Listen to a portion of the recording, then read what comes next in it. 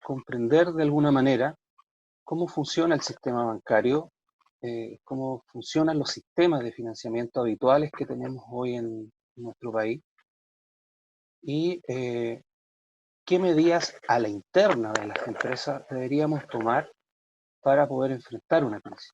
Muchas de estas medidas en las compañías que ya son más formales en términos de trayectoria se hacen en forma regular, no necesariamente en una crisis.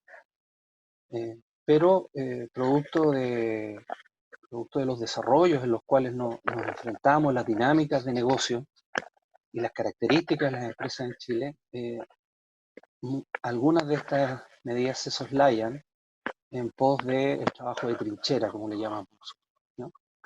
Bueno, vamos a partir. Eh,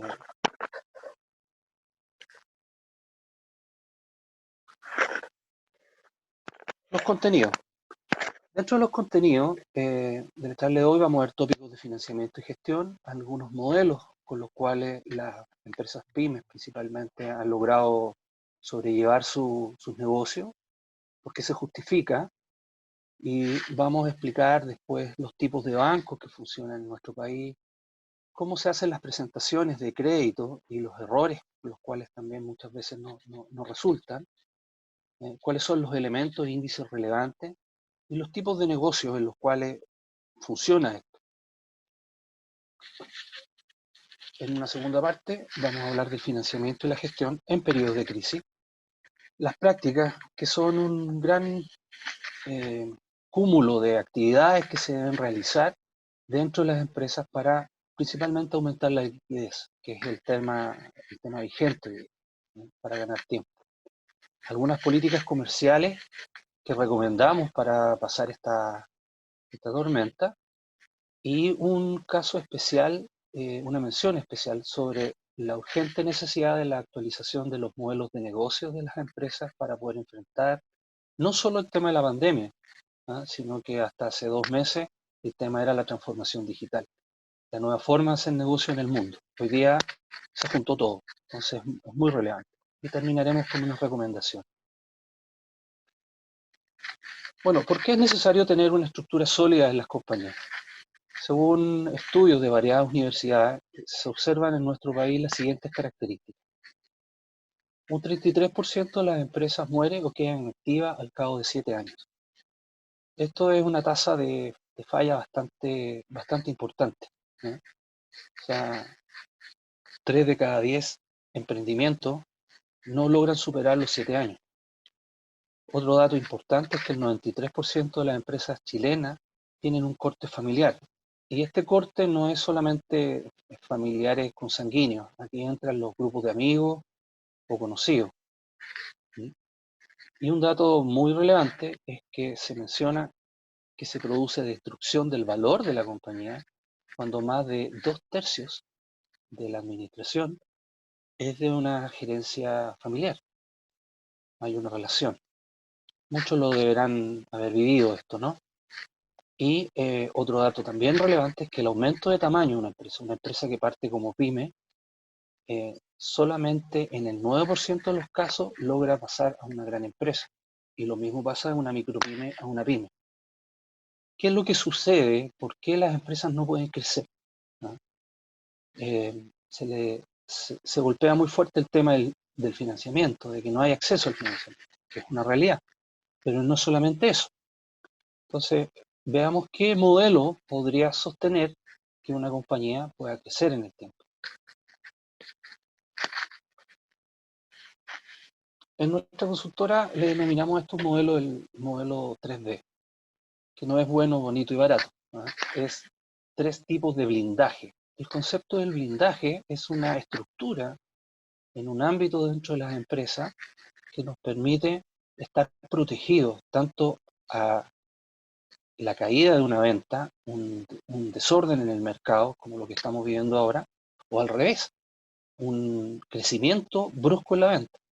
Los extremos se tocan y cuando pasan estas dos cosas en forma, pareciera de que es un gran problema y se tocan los aspectos absolutamente. Estas 3 esferas del modelo están en torno al blindaje financiero, que es lo que vamos a hablar más profundamente.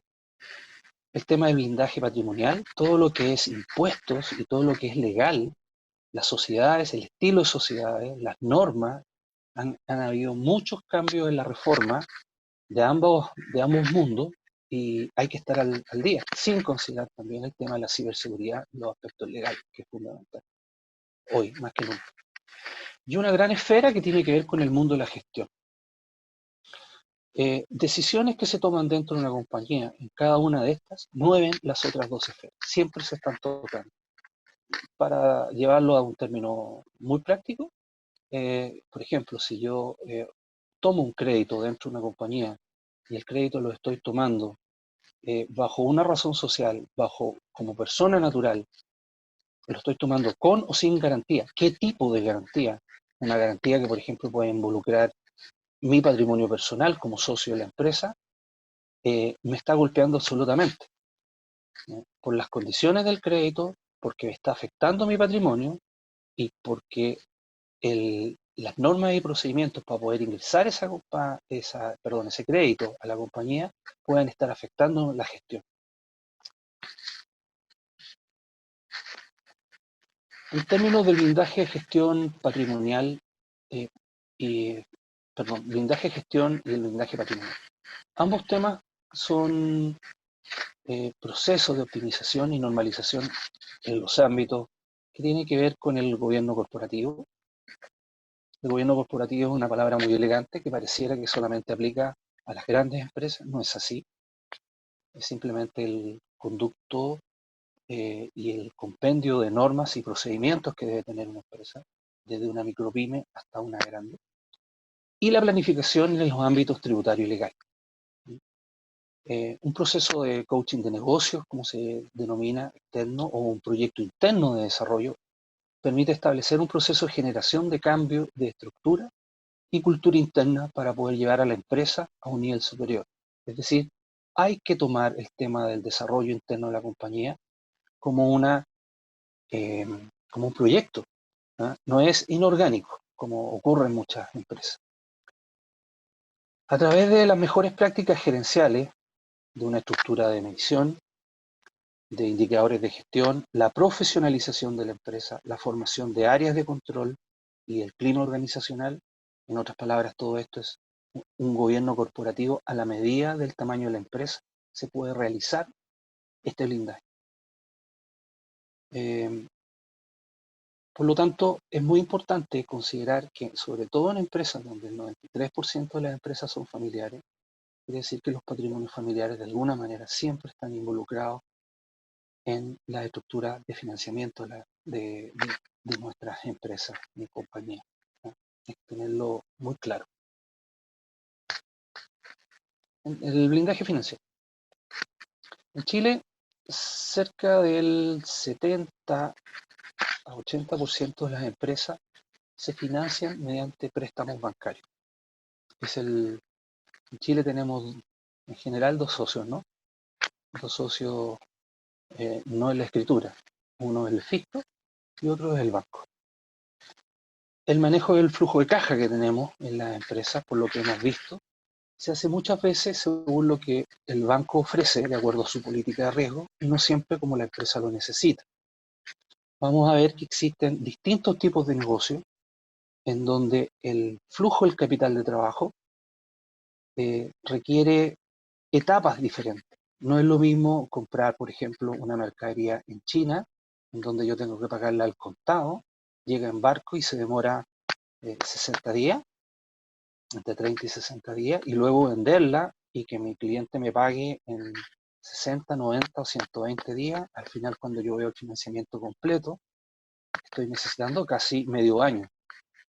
Y cuando busco un financiamiento apropiado a esto, el banco, de acuerdo a su evaluación, muchas veces me entrega a veces un crédito en cuota, que durante todo ese medio año me golpea la caja de una manera compleja.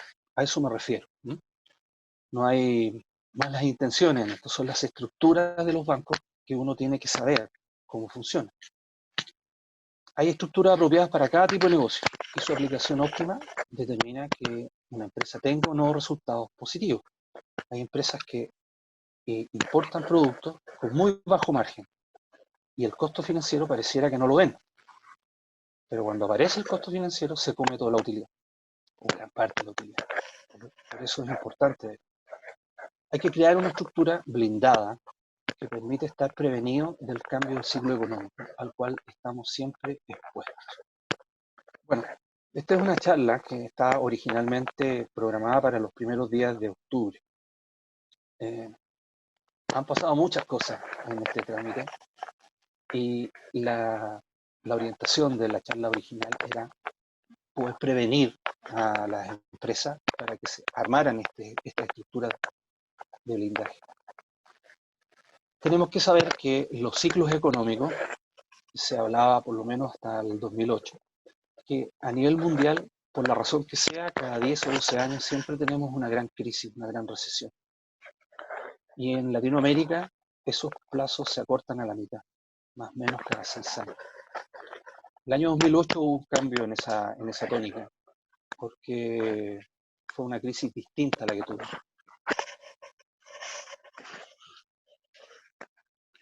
Entonces, es importante entender que el blindaje no solamente nos permite enfrentar periodos de baja en venta, sino también el del crecimiento explosivo, que ya lo mencioné.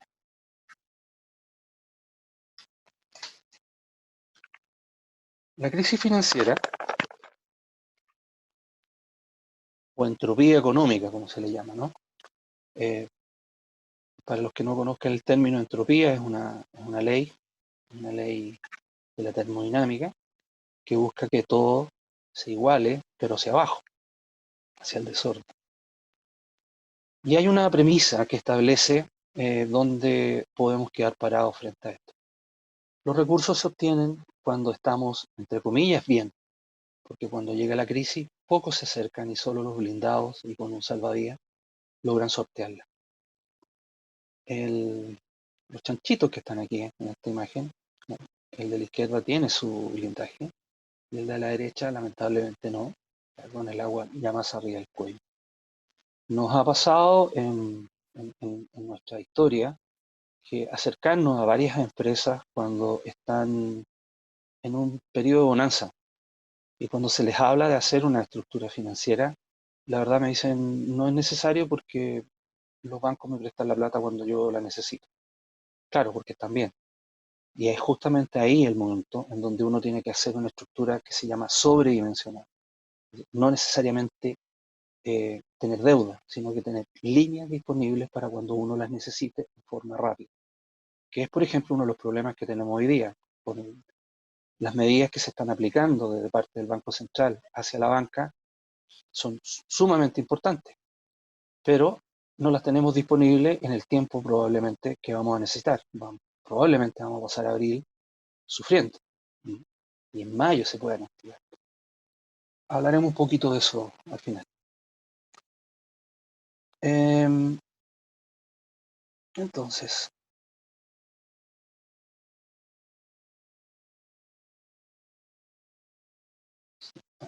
perdón, algo pasó. Sí, aquí estamos. Los tipos de banco. Existen en el mercado bancos comerciales, para diferenciarlo de lo que son los bancos, la banca de inversión, que tienen en general orientación diversa o mixta.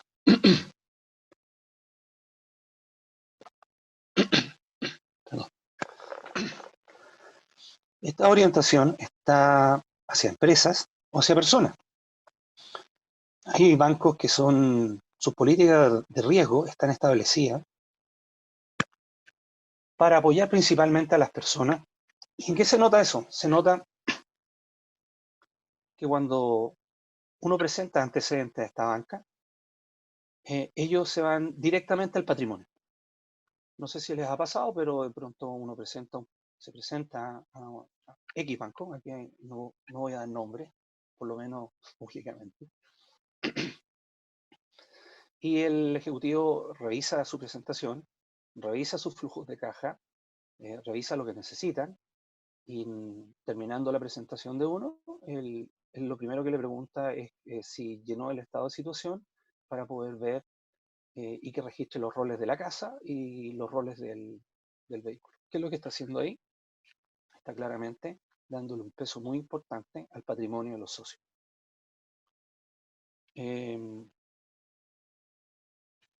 Y valorizando menos lo que es la compañía. Por lo tanto, hay que entender que no todos los bancos tienen la misma política de riesgo. No todos los bancos se orientan.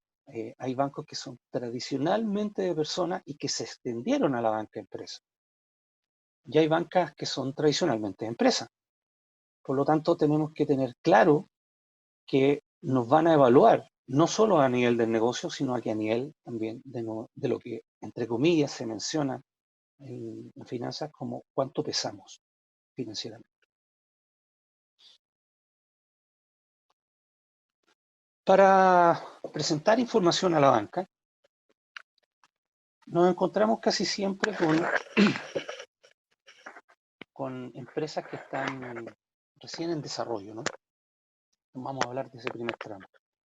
Están partiendo, llevan meses o un año y medio, y cuando van a la banca se encuentran con que les dicen que no hay antigüedad. ¿Sí? Entonces uno como yo, la queja que escucho habitualmente es, bueno, es que yo es en este minuto cuando necesito el banco. Bueno, hay que saberlo, el banco necesita o exige antigüedad, por lo tanto hay que buscar otras alternativas de financiamiento en ese tramo. Ahora cuando uno ya logra presentar, se encuentra con que muchos de los balances que ha tenido o que está teniendo vienen con una orientación tributaria. Una orientación tributaria es cuando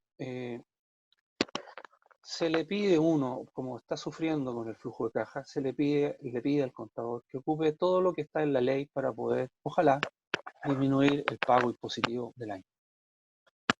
Eso sirve porque la caja es muy importante, pero cuando uno pasa a la estructura formal de un banco, el banco comienza a pedir lo que se denomina un balance más financiero. Entonces, cambia la figura. ¿Qué cosas nos vamos encontrando con estas orientaciones tributarias? Que hay demasiadas clasificaciones de cuenta bastante creativas, gastos que están donde se confunde el gasto personal con el gasto de la empresa, registro de instrumentos financieros de una manera equivocada a veces, y aplicación de criterios según el contador que tengamos de turno, ¿no? Por lo tanto, los estándares de revisión de un balance no siempre son iguales. Y de allí que se hagan muchas preguntas en esta unidad que tiene muy mala fama, que es la unidad de análisis de riesgo.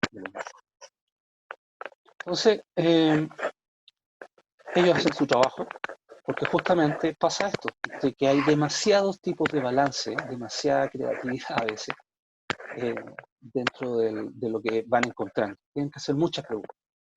Otras debilidades habituales son que se le colocan en los activos valores de marca arbitrarios, poca historia contable, hay sobrevalorización de los flujos de la empresa, sobrevalorización de los activos que no tienen flujo, y hay proyectos puros que se presentan que están fuera del giro. Un proyecto puro es un proyecto que no tiene nada que ver con el giro al cual estoy desarrollando. Hay muchas anécdotas al respecto con ideas geniales que han llegado de gente que no tiene el expertise en esto. Eso, en general, la banca no lo financia. Hay otros canales que buscan. Esto son unos índices.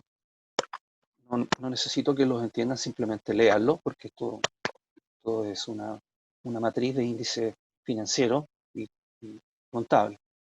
Pero también deben saber que toda la presentación financiera que nosotros entregamos al banco, los balances, finalmente se traducen o se pueden traducir en una tablita como la que están viendo en la pantalla. donde tiene índices de liquidez, de endeudamiento, de rentabilidad y un resumen de cifras financieras. Este resumen de índices es el que, de alguna manera, es un compendio de todo lo que se necesita, de todo como el banco nos va a ver. Entonces, hay índices, solamente voy a hablar de uno, que es el índice de endeudamiento. Ese índice que ustedes ven ahí, que en un caso dice 0,99 y 1,46 dependiendo del año, determina la deuda total versus el patrimonio. Y ese índice, en general, se espera que no sea más allá de 2,5 a 3 puntos. Si ustedes de su balance llegan a esa cifra, salen del criterio de riesgo de la gran mayoría de los bancos. Hay casos particulares en donde se puede sobrepasar. Pero si ustedes no lo saben y presentan un proyecto con todas sus ideas, con todo su entusiasmo, y este índice no le da, la carpeta va a ser rechazada.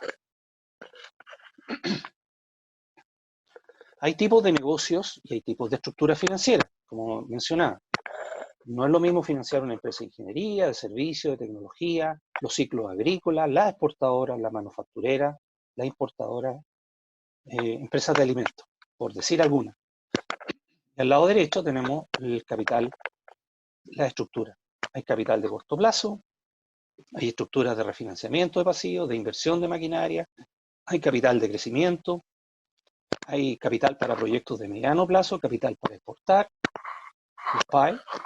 La incorporación de socios es una forma de estructura financiera, la venta de la parte de la compañía, los leasing, los leaseback, el crowdfunding, que está bastante famoso hoy día, y el tradicional y nunca bien ponderado factoring, que es el salvador de muchos emprendimientos al principio y con un alto costo muchas veces, ¿no?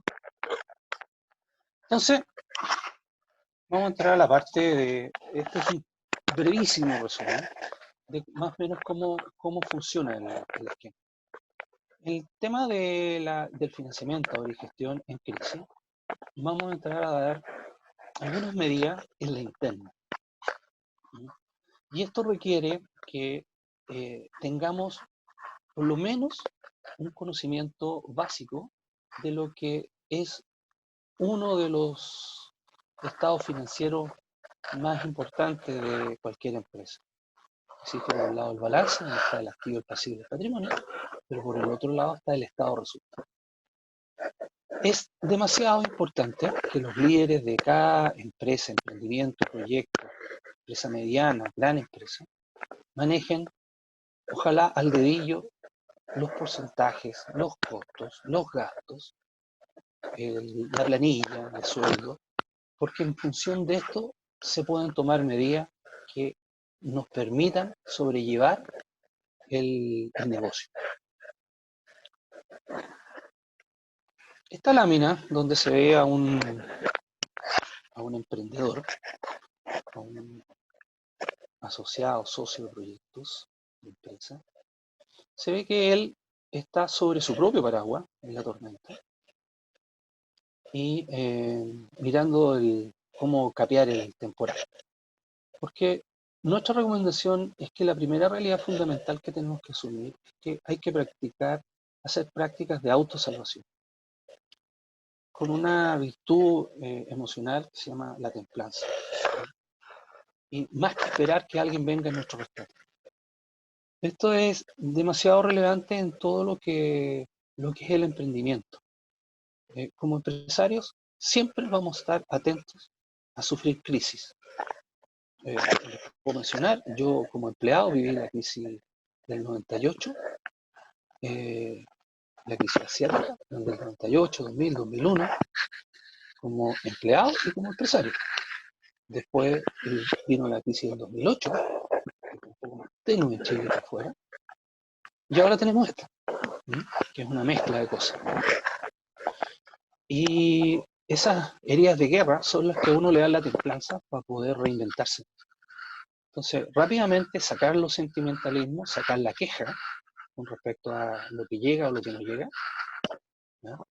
Y evaluar muy bien la ayuda externa, ¿no? La ayuda externa es fundamental, pero también hay que evaluarla, ¿no? Dato de la causa, ayer hablaba con una institución financiera, el año pasado, como mucha gente, cambié mi vehículo, y aprovechando todas estas instancias lo llamé para ver si existían algunas medidas para poder mover el flujo. Claro, me dijeron, no hay ningún problema, le podemos dar 3 meses más, y cuando me hicieron la simulación de tasa, la verdad era vergonzosa. Entonces eso, la verdad, no sirve. Hay que evaluarlo, pero con paños fríos, ¿no? De manera que no sea pan para ahora y hambre para mañana. Dicho esto, echamos las medidas. Lo que les mencionaba, las prácticas financieras, entre comillas, no solo en crisis, en general uno las ve permanentemente en compañías que están ya con un nivel regular de orden, ¿no? Hay que tener conciencia real de las partidas más relevantes del estado de resultado de la empresa. Hay que hacer un autodiagnóstico muy crudo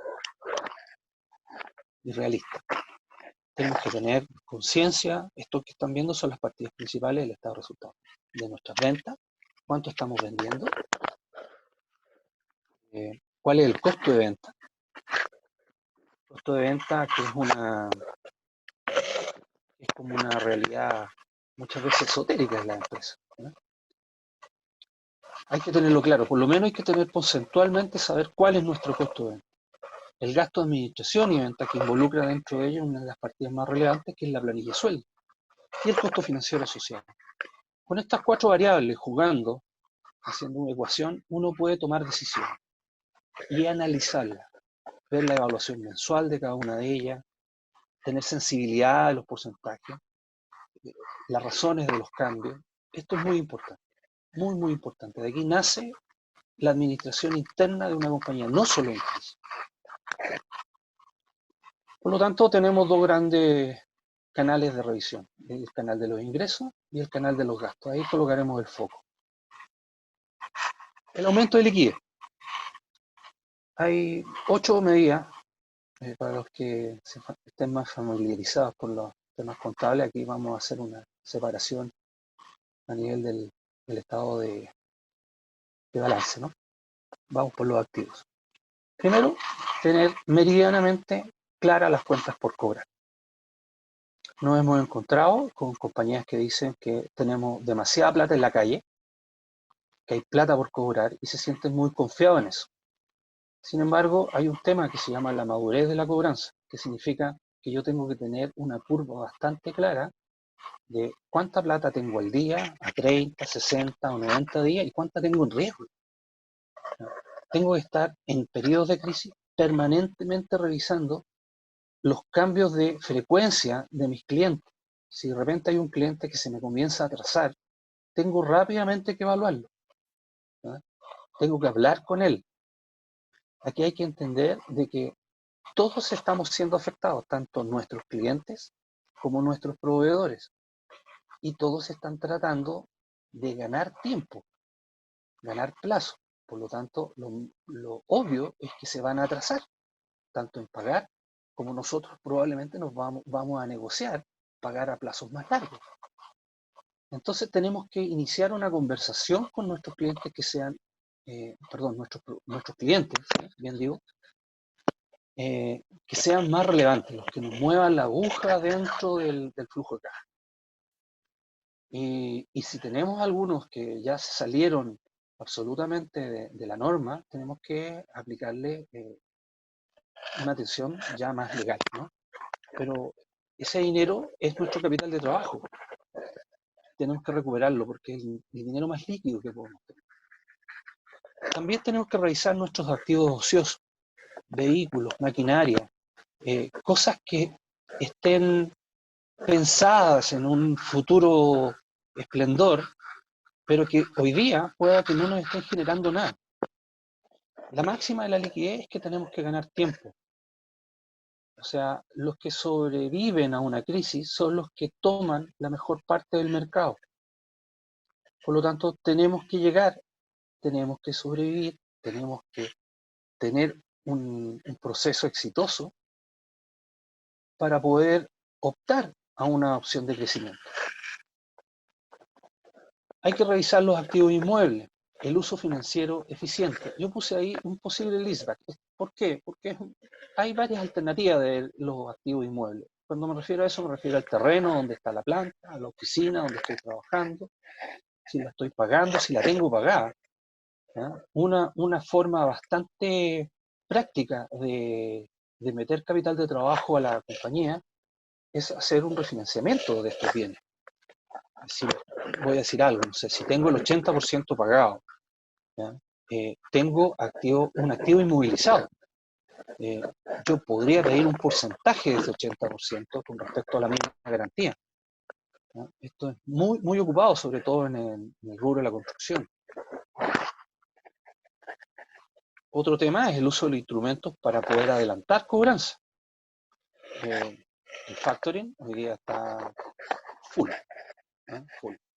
Así que, y además el factoring tiene una segunda mirada, que cuando tenemos algún cliente que sentimos que puede ser complicado y nosotros lo mandamos a factoring, el factoring hace una evaluación más amplia que la que podemos ver nosotros, ¿eh? Porque él está confiando en el cliente más que en el flujo de la empresa. ¿Qué otra cosa? Facturar existencias de baja rotación. Cuando tenemos inventario que está acumulado por mucho tiempo y que es plata congelada, ¿sí? Es plata que está en la bodega, que ustedes pueden, imagínense, fajos de billetes metidos en pallet, en estantería. Tenemos que revisar y tenemos que hacer actividades de liquidación. No tiene ningún sentido que esté. Tenemos que ver el cierre y la facturación de notas de venta que a veces se demoran por procesos administrativos.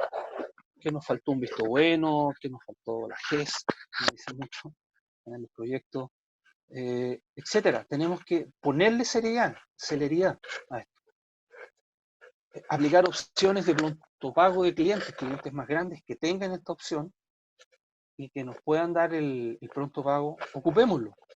Lo que necesitamos, y de nuevo apuntando, necesitamos tener la caja lo más cubierta posible para poder disponer de estos recursos de manera sabia. No tenerla en la calle. Y por último, en esta parte, comprar solamente stock crítico y según un plan comercial conservador. Este periodo es por lo menos así. En segundo lugar, ahora ya por el lado más de los pasivos, revisar la prioridad de los proveedores. Negociar aumentos de plazo es muy importante. Hay que acercarse a los proveedores y ver hasta dónde nos pueden ayudar. Ellos son vitales en nuestro negocio. La idea no es decir no les voy a pagar. La idea es acercarse y ver cómo puedo pagarles y que hagamos una cosa más mancomunada, más solidaria. Si algo nos ha mostrado esta enfermedad a nivel mundial es que de esto tenemos que salir en grupo, tenemos que salir mancomunadamente. Por lo tanto, tenemos que reactivar estas actividades solidarias de trabajo. Hay que aplicar opciones razonadas para la postergación de créditos bancarios. Aquí hay dos temas que tienen que ver con los paquetes económicos. El día de ayer se habló mucho con respecto al anuncio del fin de semana sobre las medidas hacia la banca, ¿no? Hacia las pymes. Hay que ser bastante claro en esto. En Chile existen entre 800.000 a 1.000.000 de empresas. Son cifras que siempre se están moviendo. En donde aproximadamente 100.000 empresas, podríamos decir, quizás un número parecido, 100.000 empresas están bancarizadas formalmente, que tienen líneas de capital de trabajo, que ocupan los instrumentos. Hay otro gran paquete de este grupo que califica como micropyme. Y dentro de esas micropymes están algunas que se financian a través de las líneas de crédito de sus propios socios, por lo tanto están bancarizadas a través de sus socios. Y hay otro grupo que no tiene bancarización, más allá, no sé, de una cuenta RUT, no sé, y algunas con suerte. Entonces, gran parte de estas medidas que se entregaron como respaldo para que la banca otorgue estos créditos con costo cero, en plazos de 24 a 48 meses, que se supone que es capital fresco, no capital que vaya a ayudar al refinanciamiento del crédito. Para eso existe un primer paquete de medidas, tiene respaldo estatal también. Gran parte de esa gente no va a poder optar a estas medidas.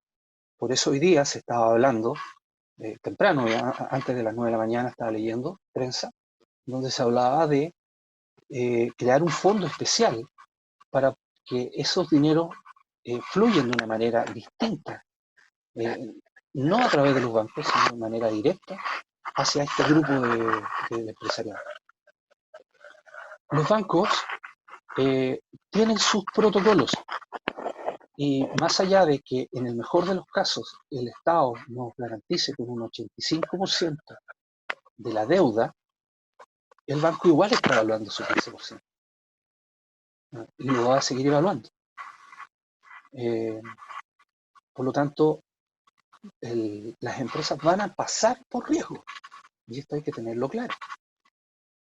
No están preparados los bancos para la rapidez que de alguna manera se está mencionando. Yo ayer hablaba con uno de los 5 grandes y me decía, este paquete de medidas se va a discutir toda esta semana, después se transformará en ley y luego irá a llegar al banco. Luego lo tendrá que asumir.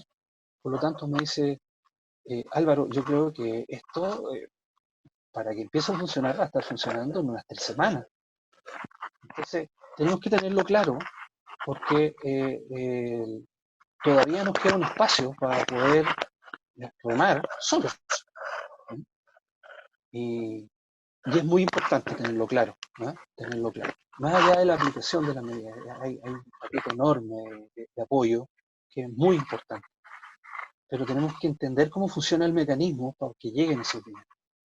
Es lo que hay. El FOGAP existe hace muchos años como respaldo. No es de ahora, siempre existió. La tercera opción es aplicar opciones razonadas de postergación de obligaciones tributarias. También hay que revisar todos los temas que se nos están dando. La postergación son postergaciones, recordemos eso, postergaciones. Por lo tanto, hay que tener muy claro nuestro flujo, nuestro nivel nuestro punto de equilibrio para ver cómo vamos a enfrentar esto después, ¿no?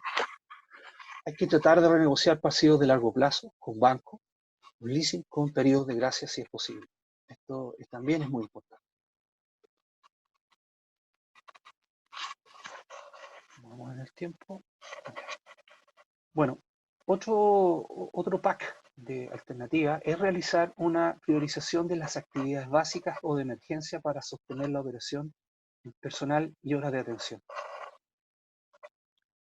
En el periodo que viene, con cuarentenas alternativas, comunas que salen, comunas que entran, de alguna manera está muy cortado el flujo de la economía. Y tenemos que tener claro cuál es la unidad básica de funcionamiento que necesitamos para que nuestra empresa pase este proceso. Me refiero que si tengo 20 personas, la oficina básica podrá funcionar con 5, 6, 7, 8, no sé. Cada uno tiene que evaluar. Algunos pueden pasar al proceso de teletrabajo, pero si yo reviso que mis ventas van a bajar a la mitad o menos que eso, y el punto de equilibrio no me va a dar para poder sostener, tengo que colgarme de las medidas de emergencia otorgadas por el Estado con los fondos de cesantía. Tengo que, por ejemplo, voy ahí en el punto 2, una fábrica. Tengo que definir cuál es la operación de planta, tengo que definir cuál es el personal de despacho, el personal que puede trabajar en forma remota, el personal de staff. Y tengo que hacer una selección de estas personas para poder evaluar. Esto es una opción que les permite al personal mantener su fuente de trabajo y que nos parece vital. Pero tenemos que hacer esta separación, no hacer de que esto no nos está pasando. Me ha tocado estar en algunos en algunos comités de gestión en donde pareciera que las empresas creen que esto todavía no les está ocurriendo a ellos. Esto es inevitable, esto les va a ocurrir a todos. Cuarto punto, priorizar los gastos de administración adicionales a las remuneraciones según su impacto en el flujo de caja y ajustar de mayor a menor. Hay que revisar el resto de los gastos más allá de la planilla, ver cuáles son los más importantes para poder hacer ajustes en gastos que realmente sean relevantes y así equilibrar los gastos menores versus el impacto en el clima. No sé si alguna vez les ha tocado estar en empresas donde de pronto la primera medida es recortar el café, el azúcar, no sé, cosas como esas, que dañan tremendamente el clima de la empresa, pero la verdad es una gota en el océano. ¿No? Prioricemos lo importante, lo que mueve realmente el estado de resultados. Bueno, algunas consideraciones a nivel de las políticas comerciales. En la crisis subprime del año 2008, en el mercado se decía, dientes apretados en posición fetal para pasar la crisis. ¿No? Y en este caso recomendamos consolidar y defender la posición lograda y esperar un momento propicio para avanzar hacia nuevas áreas. Es decir, consolidarnos en los clientes que ya tenemos. En una crisis de aislamiento, lo mejor es fortalecer la relación con los clientes previos, es decir, fidelizar. Estar atento a lo que nuestros clientes necesitan, acercarnos a ellos, establecer lo que se llama un ABC de clientes y definir un 80-20. Un ABC es una tabla en donde yo veo cuál normalmente se da este equilibrio, ¿no? Que el 20% de mis clientes me generan el 80% de mis ingresos. Por lo tanto, ese 20% yo tengo que ser muy cercano a ellos. Tengo que saber qué necesitan, cómo atenderlos, qué otras cosas puedan requerir, otros servicios, otros productos, y estarlo atendiendo permanentemente. Es la mejor forma de sobrellevar este periodo. Sobre ello hay que concentrar toda la atención. ¿Okay? Hay que elaborar un plan de marketing agresivo. Si hay opiniones diversas, ¿no? Pero un plan de marketing agresivo me permite a mí mantenerme vigente en el mercado. Tengo que ocupar las herramientas que hay. Hoy día hay herramientas que no son de alto costo. El tema de las redes sociales, el tema de lo que estamos haciendo en este minuto, nos permite estar más cerca de los clientes, vigentearnos, en este término tan financiero que se ocupa, mantenernos vigentes, ofrecer alternativas. Esto genera un nexo, y un nexo que puede ser una gran diferencia después de la crisis. Hay que evaluar tecnología que también nos permita ser más eficientes en los procesos. Es el mejor momento para hacerlo, ¿no? Las empresas tecnológicas normalmente en crisis son las empresas que más crecen, ¿no? Eso es una estadística a nivel mundial. Y es justamente por esto, que uno busca optimizar de todas maneras todo nuestro proceso, el comercial, el administrativo, el logístico, el financiero, etc.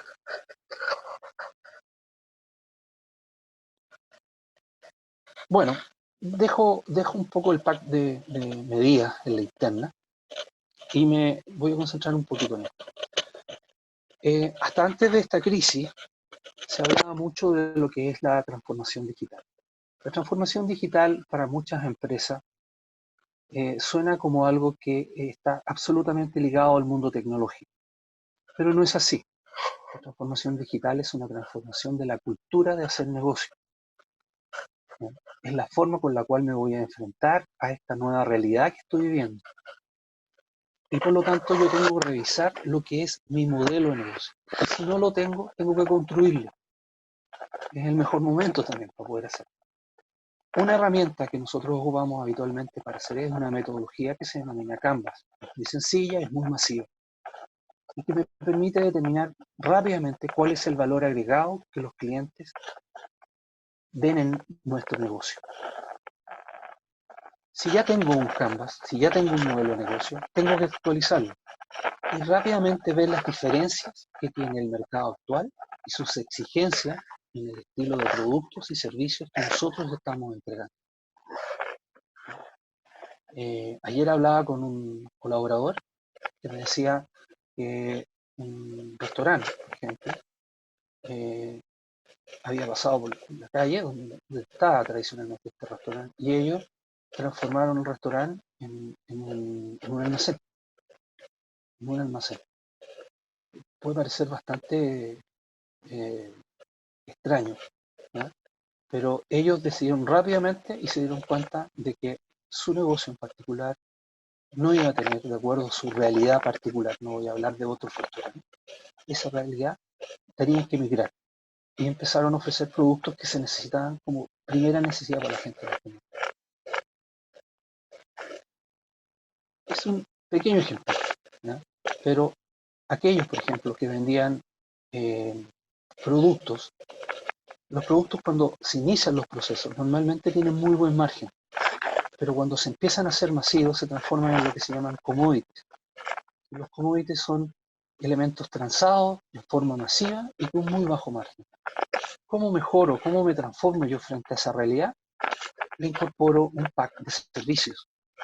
Entonces tengo que ver, por eso me tengo que acercar a mi cliente, a ver qué servicios necesita mi cliente que estén asociados probablemente a este producto. Puedo seguir vendiéndolo, pero no va a ser el front de mi negocio, ¿no? Y tengo que ver después cómo le voy colocando tecnología a este tema, porque tengo que cambiar la cultura interna de mi negocio. Tengo que establecer un plan de ajuste que elimine los productos y servicios de bajo margen de contribución, ¿no? Si nos quedamos dormidos nos vamos a dar cuenta que nuestro costo, nuestro gasto de administración y ventas, nos va a comenzar a comer el poco margen que nos están dando nuestros productos. Eso termina en un default, ¿no? En una empresa que no puede sobrevivir. Tenemos que evaluar un plan de transformación digital, en cultura y procesos, y que me actualice a la llamada nueva normalidad. El día de ayer también he escuchado un webinar de unos fondos de inversión norteamericanos y ellos están hablando de una realidad bastante distinta. Están hablando de 6 a 12 meses, ¿no? Y no volver a la normalidad. Ellos ya le llaman la nueva normalidad, porque todos los negocios se están ajustando sus modelos, ¿no? Hay que enfocarse en este nuevo valor agregado con una mirada de servicio. Bueno, la luz al final del túnel con recomendaciones. Es el momento de crear lo que yo llamo la guardia pretoriana. Hay que rodearse de personas positivas y leales. No hay que perder el tiempo, no lo hay, claramente no lo hay. Todos los días es, una, es, un, es un combate que hay que ganar. Hay que asumir que la crisis es real y mínimo nos afectará 6 meses. En Estados Unidos, lo que mencionaba, se habla hoy de hasta de 12 meses. Todos los negocios están sensibilizando en 3, 6 y 12 meses. Pero siempre hay luz al final del túnel. Todas las crisis han pasado, todas. Todas las empresas logran reinventarse. Ser optimista en esto. El tránsito es árido, pero se logra. Hay que mantenerse atento a todas las franquicias y las medidas externas para mejorar la liquidez. Por lo que se lee y se prevé, probablemente van a haber nuevas medidas. Y hay que estar muy atento a lo que está ocurriendo con los bancos. Hay que acercarse a los bancos. Hay que hablar con los ejecutivos. Cuesta mucho, ¿no? Muchos están en teletrabajo en este minuto. Uno los llama a las casas, contestan. No tienen los sistemas dentro de su casa. Por lo tanto, muchas veces no pueden ni siquiera ingresar las solicitudes de nosotros. Hay que tener un poco de paciencia, entender que hay una posibilidad tecnológica. Hay algunos que tienen estas famosas redes de VPN ya integradas, pero hay otros que no. ¿Mm? Hay que buscar un financiamiento distribuido y sobredimensionado si fuese posible. Esto sí es posible hacerlo en este periodo y si no, rápidamente buscarlo después, ¿no? Capital de trabajo que supere los requerimientos para poder tener la libertad de tomar decisiones no presionadas, ¿no? Muy relevante. Y hay que profundizar en la gestión estratégica y táctica como algo primario y dejar de verlo como algo complementario. la gestión estratégica y táctica suele dejar, cuando hablamos de estratégica y táctica, son las miradas de mediano y largo plazo. ¿Dónde quiero estar? ¿Dónde quiero llegar? ¿Dónde me quiero posicionar? Hoy día, no sé, en 2, 3 años, ya no se puede hablar de plazos más largos, ¿no? Y no hay que verlo como complementario, ¿no? Yo entiendo que muchos de ustedes están en una situación de trinchera, como digo yo. Hay que intentar y hay que hacer ese súper esfuerzo de poder mirar un poco más allá, ¿no? Para poder romper estas barreras de duración que tienen normalmente las empresas, las pymes sobre todo. Se quedan normalmente sus tamaños eh, en siglos de 7 años. Bueno, hasta aquí llega la presentación. Eh, Esto fue como un chorro de- de- de información. Eh, Les voy a dar la opción de contestar algunas preguntas, según lo que la cámara nos ofrece, y agradezco también a la cámara la opción que nos permite hacer esto. Eh, y también voy a dejar en la pantalla mi correo, mi correo electrónico.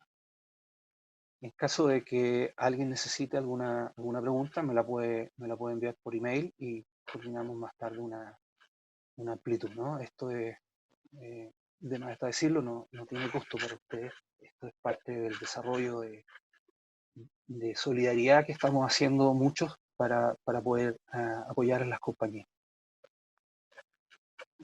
Salvador.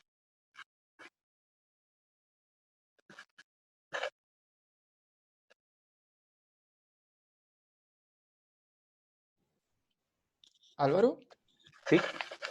sí, está habilitado para que puedan hacer las consultas por el chat. Habíamos tenido un pequeño problema con el micrófono, pero creo que con el roce, donde estabas haciendo la exposición, se generaban unos Perdón. ruidos un poco incómodos. Ok.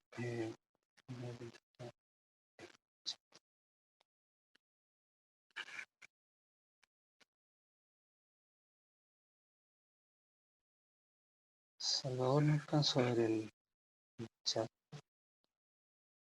Déjame. Aquí estás.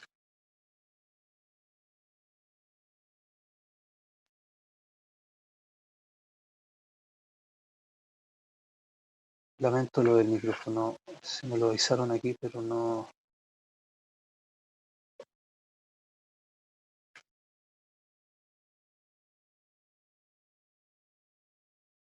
¿Hay alguna pregunta? Ahí Álvaro acaban de hacer una pregunta. Sí. Me preguntan con respecto a vender parte de la empresa, si es una opción viable. Sí, es una opción viable. La venta de una empresa tiene un proceso, ¿no? Pero para que ustedes se hagan una idea muy sencilla, el valor de una compañía está muy, muy marcado por lo que se denomina el margen operacional de la empresa.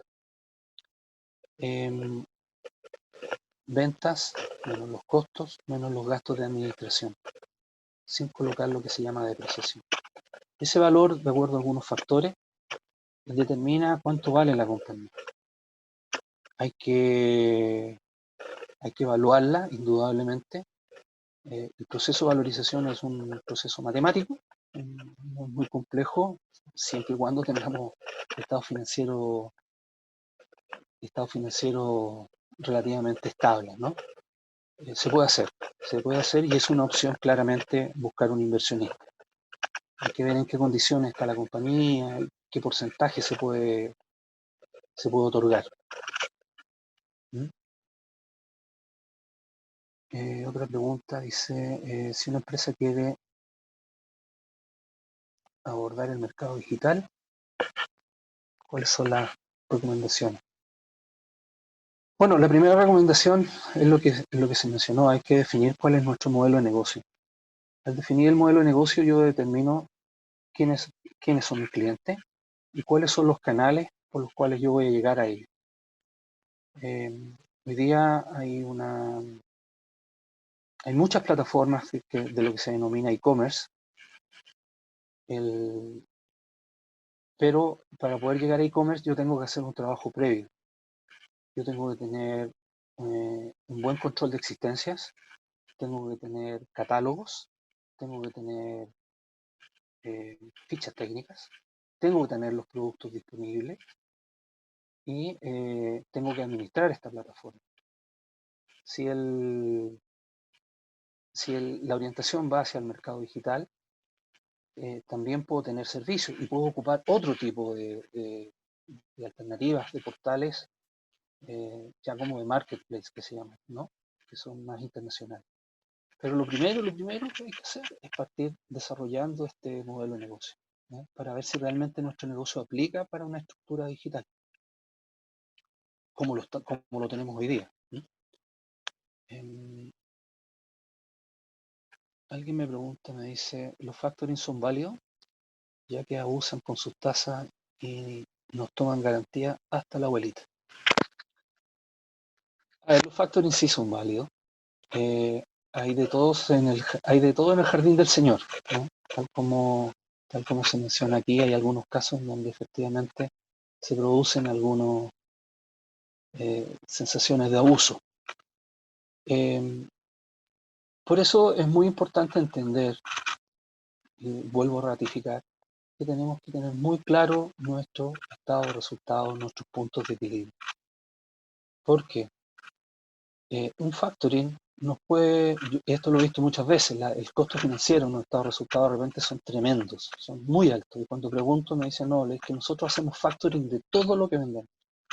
Alguien que hace factoring de toda la venta es que no tiene, es una estructura de capital de trabajo, por la razón que sea. Y no le queda otra alternativa que trabajar de esta manera. Pero si todo ese esfuerzo, ese sudor, esa motivación se está yendo para pagar el costo financiero, yo me replantearía la forma en la que estoy haciendo el negocio. Por lo tanto, es una herramienta y es una herramienta que sirve. Hay muchas empresas que lo ocupan, muchas. Y no empresas pequeñas, hay empresas muy grandes también que lo ocupan. Pero tengo que ver cómo estoy parado frente al instrumento, ¿no? Entonces hay que hacer un pequeño diagnóstico financiero.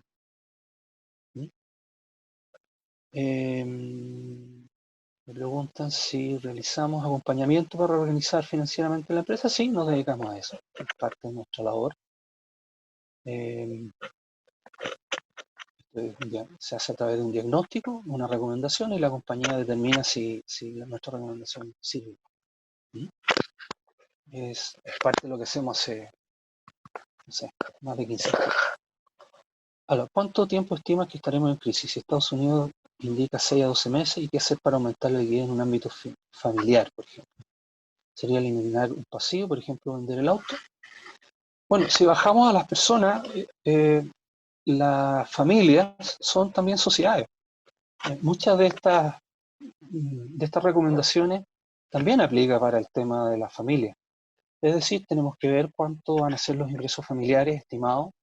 Si, por ejemplo, alguno de los miembros de la familia, su empresa lo aplica de común acuerdo, como entra en esta etapa de congelamiento, tiene que saber que va a tener un 70% aproximadamente, me parece, de su sueldo el primer mes, y de ahí va bajando. Entonces va a tener un ingreso mensual menor al habitual. Si eso y las postergaciones de los créditos que tenga no le va a dar para poder cumplir su flujo de caja hasta que vuelva a recibir su sueldo normal, claramente hay que hacer una evaluación de activos que uno puede determinar como ociosos, ¿no? En este caso, como mencionan, 2 vehículos y puedo circular con uno y me puedo ajustar con uno, claro, es una alternativa, ¿no? Es una alternativa.